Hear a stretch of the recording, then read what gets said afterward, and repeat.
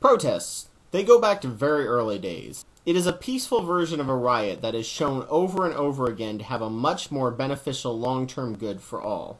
Abolitionists, prohibitionists, anti-prohibitionists, suffragettes, the civil rights movement, give peace a chance, and of course the non-nukes and environmental movement. These last two, of course, not being particularly effective. Why? I've never thought protests were effective these days. It would require a massive groundswell so big like that in Wisconsin that it would make a major impact. Great thing about unions, they have loyalty. It still didn't seem to do them much good, as the politicians really don't seem to care what a group of protesters wants.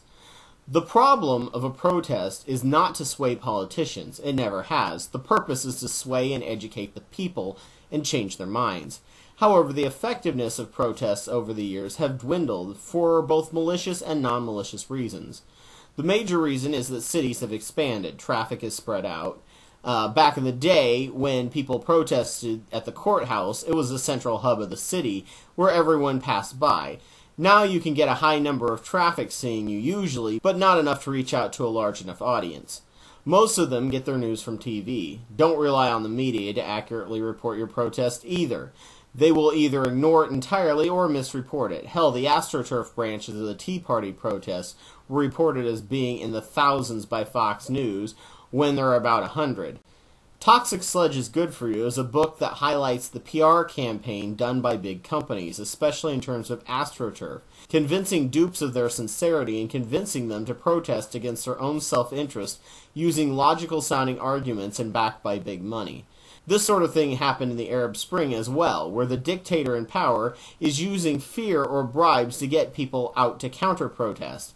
So unless shit really hits the fan, it really doesn't feel like protesting does much good. I've been seeing these guys all over town, you probably have too, Little Caesars and Cash for Gold being the biggest ones here in the U.S. It's really a sign of the economy when sandwich board carriers are actually worth working at because there's such a shortage of jobs. It depresses me to see them as they dance around and wave, but then one day something caught my eye. I saw a guy standing in front of a Jiffy Lube doing the same thing, but instead the sign said, "Don't come here, these guys will rip you off, go somewhere else." I laughed to myself and thought, good for you, sir. Then I realized that's a method of protest that might work.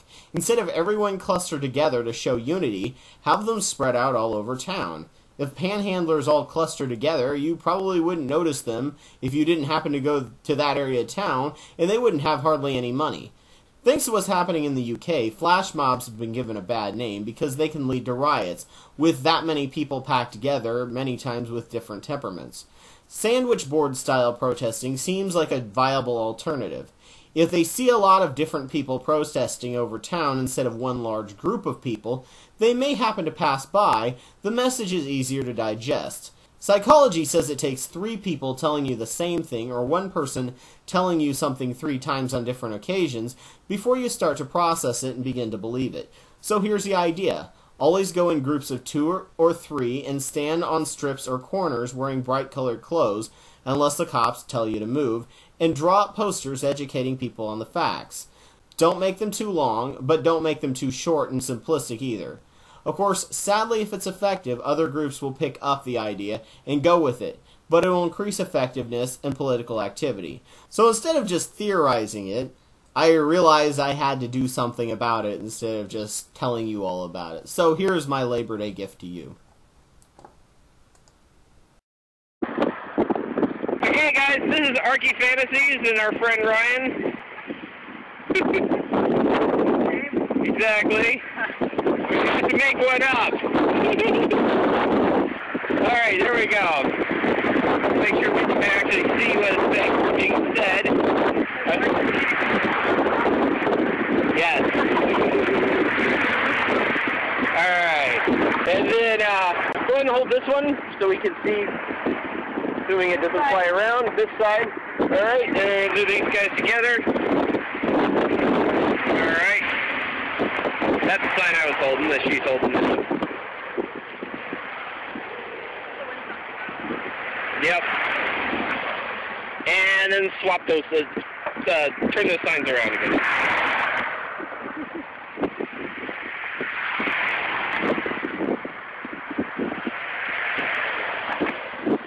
So, happy Labor Day.